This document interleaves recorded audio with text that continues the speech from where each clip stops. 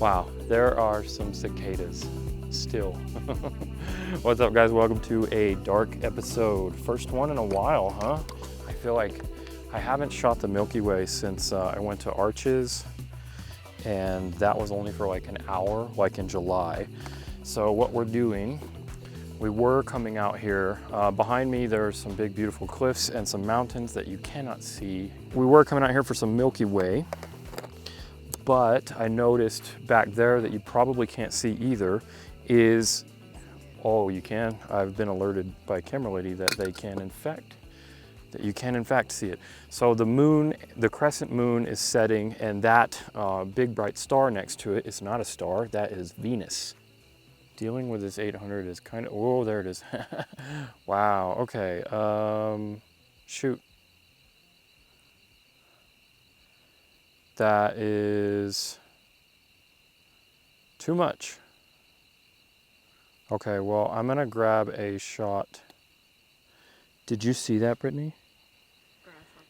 That, your back. I told you to stop leaving that shit open. that was a giant grasshopper that just plunged towards my bag. That was pretty intense. Okay, I'm gonna shut my bag.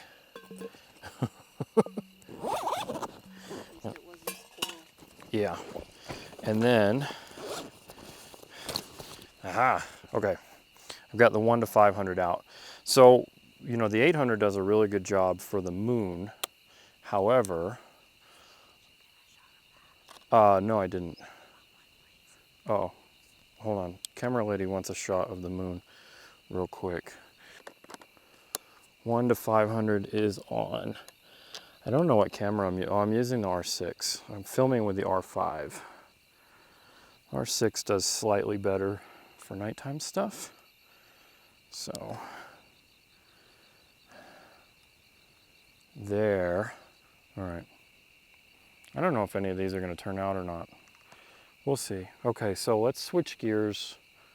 We still got a little ways before that's set.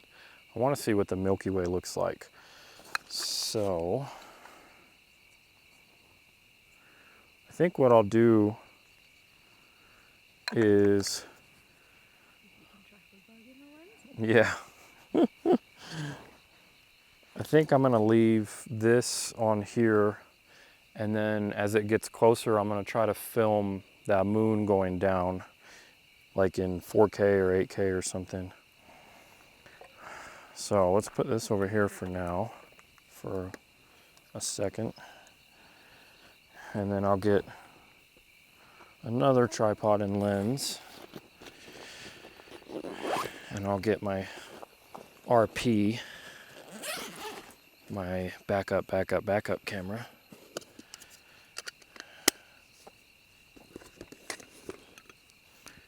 Okay, so I've got an RP with 35 mil.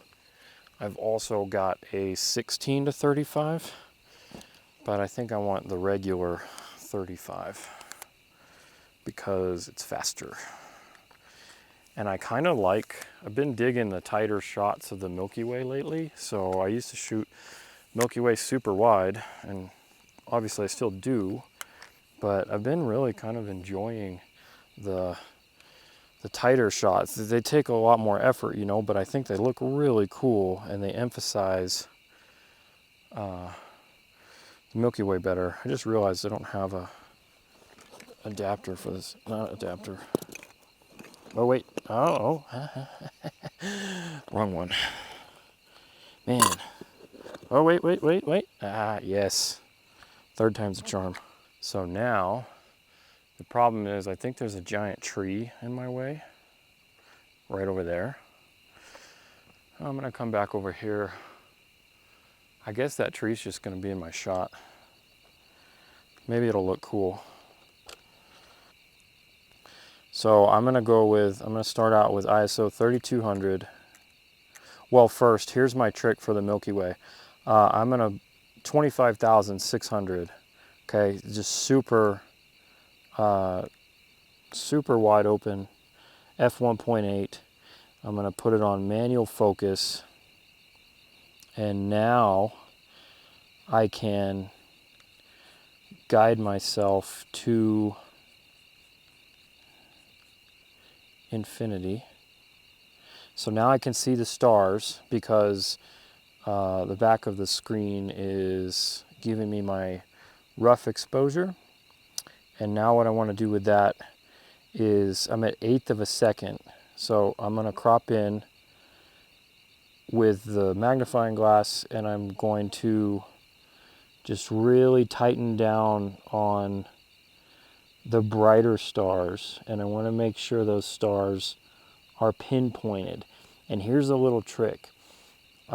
When you're looking at the back of your screen and you're looking at the stars and you've got it super zoomed in, 10 times magnification, you will start to see chromatic aberration. When you see the magenta chromatic aberration around the star, that's usually a good indication that that pinpoint is as pinpointy as it can be. So the reason why I'm at 25,000 ISO, other than being able to see what the heck I'm doing, is because I can take a super quick test shot and I can then figure out my composition. And that helps a lot. That's better than taking a normal shot, you know, that's longer and having to wait. So now I can see on the back of the screen where the Milky Way is, and I can adjust appropriately. I'm going vertical. I really like the screens on this. Okay, there is the Milky Way. So I'm gonna take this test shot, and that looks absolutely horrible, but it works. So the tree was in my test shot, you could see that.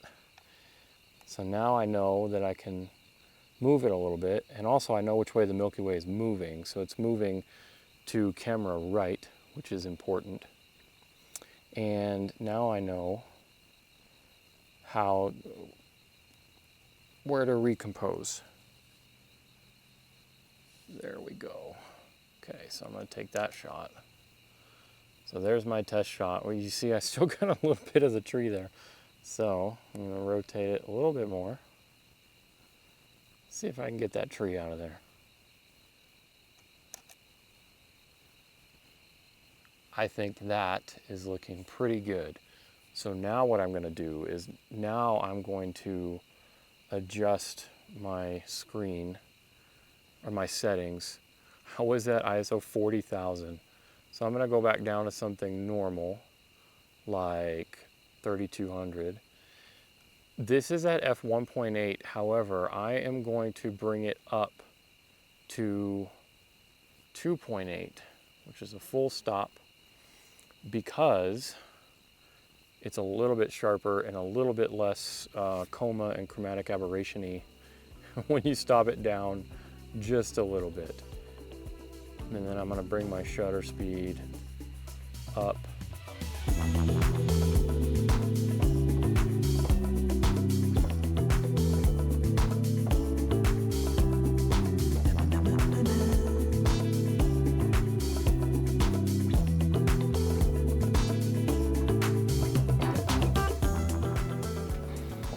Okay, back in the studio, got some tea. I totally didn't finish filming out there because I got distracted and I'm just a horrible YouTuber, but that's okay because I'm gonna go ahead and show you real quick how I'm gonna stack these, like a super easy way to stack these images in Photoshop. There are a lot of ways to stack images. There are a lot of dedicated programs. A lot of them are free. They're just as good. A lot of them are better, different, whatever. But I'm just going to show you the super simple, basic, the most basic of basic stacking techniques in Photoshop. So let's go ahead and jump into the computer and take a look at that. All right, so I'm in Bridge and I took a bunch of photos. So here are the RAWs. I'm actually not going to use the RAWs for this purpose just because it's going to speed up the process a little bit. So what I've already done is I've rendered out this time lapse as an actual time lapse, and I'm going to use this guy right here. So these are the JPEGs that I've already rendered out, and I'm just going to take as many as you want, really. So there's 53. Let's do a bit more. So there's 125. You can do as many of these as you want, or as little as you want, but the more you do, the more the stacking will reduce the noise. So once we have all those selected, we're just going to go up to Tools, Photoshop, and we're going to go Load into Layers. This might take a minute depending on your computer. Okay, so that actually only took a little less than a minute for me to load all of those layers in there. I just got this new laptop and I'm kind of testing it out. So alright, we're going to select all of these right here, all of the layers. This is the part that's going to take the longest. We're going to come up here to Edit, and then we're going to go to, actually first, hold on. So let me preface this with this technique is basically designed more for astrophotography solely without a foreground, so no landscape. And for this shot, I'm going to leave it like that. I'm going to crop the landscape out because I wasn't interested in it. I didn't have anything I wanted to shoot. So we're going to come in here. I'm going to crop this a little bit just to get that landscape out of there. And if you want the landscape, then you can edit that separately, and then you can, once you get done with this, you can superimpose and blend that Milky Way shot, your finished Milky Way, back into your landscape shot. I'm not going to go over how to do that. That's a whole separate thing. And I'm not even going to do that for this shot anyways, because like I said, I wasn't interested in the landscape. So it's cropping 125 images right now, so it's taking a second. Okay, there we go. There's also, like I said, there's tons of ways to do this. There's a bunch of different ways to edit Astro. This is just kind of a simple, easy way that I'm doing it right now for you guys. So once those are cropped, they're all still, nope, they're not selected. We gotta make sure they stay selected. Actually, I'm gonna make sure, okay, yeah. That's wonky. I noticed that that one is really far off. You can see, like, you see that stuff right there. That's a bug, that's a moth that was in the shot, and my light was lighting it up. So, you know, stuff like that. But I'll just go ahead and take this one out.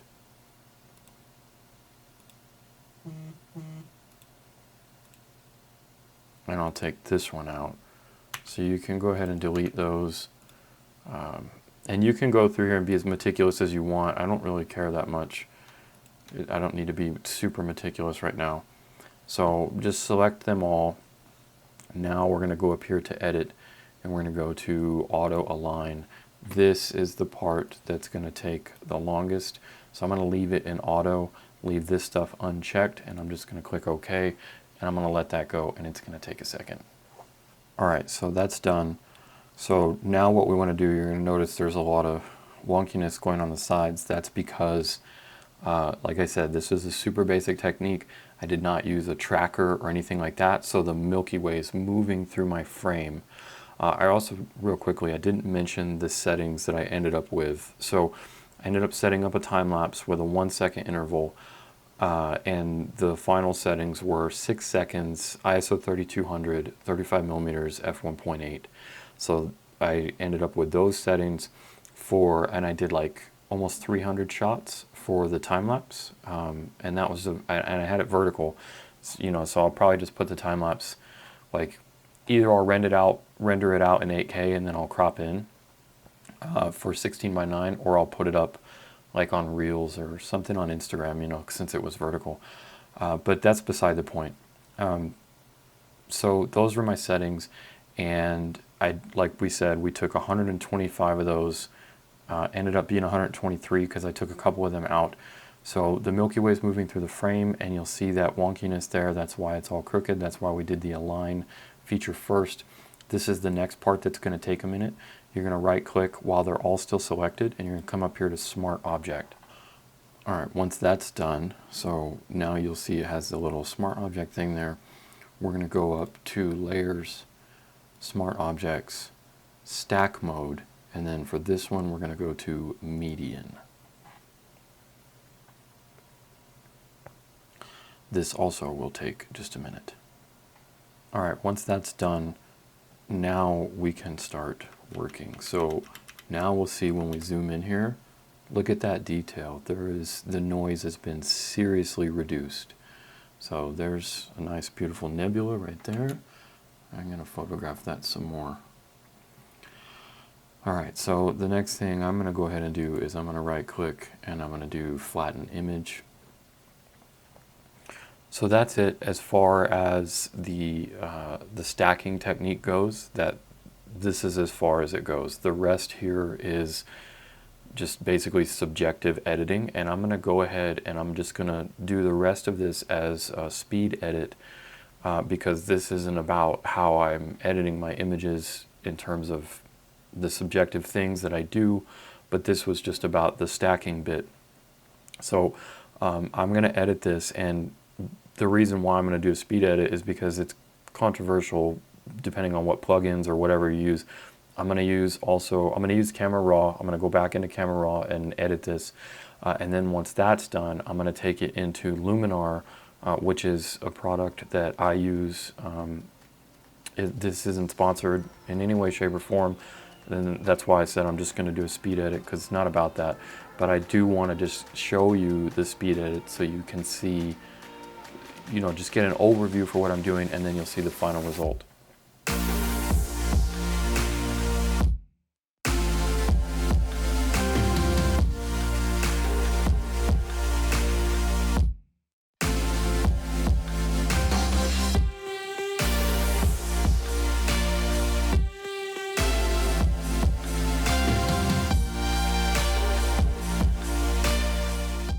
So there is the before and after from just in Camera Raw, and you can see it's already looking pretty good. So I'm just going to do some final touches in Luminar.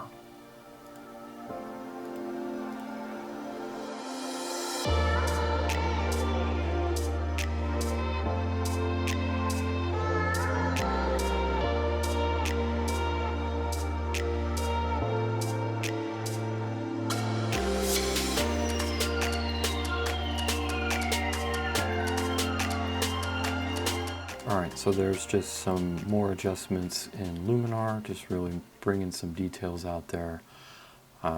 Now I just need to crop the image and we should be done. So I'm going to do something about like that, and that's going to get rid of some of the coma on the edges and stuff. The RF3518 has kind of bad coma, and you can see that's where the stars stretch out towards the edges of the frame. I don't really care about that though, because overall I think it looks fine, especially in the center here. So we've got the nice nebula, we've got the horse head, and I cropped the pipe nebula out a little bit, but that's okay. And I think that's it. So there's my image before and an after. So this is just the stacked version with 123 stacked, and then Camera Raw, and then my Luminar edits. And again, Luminar, it costs money. It's not sponsored. It's just what I use sometimes.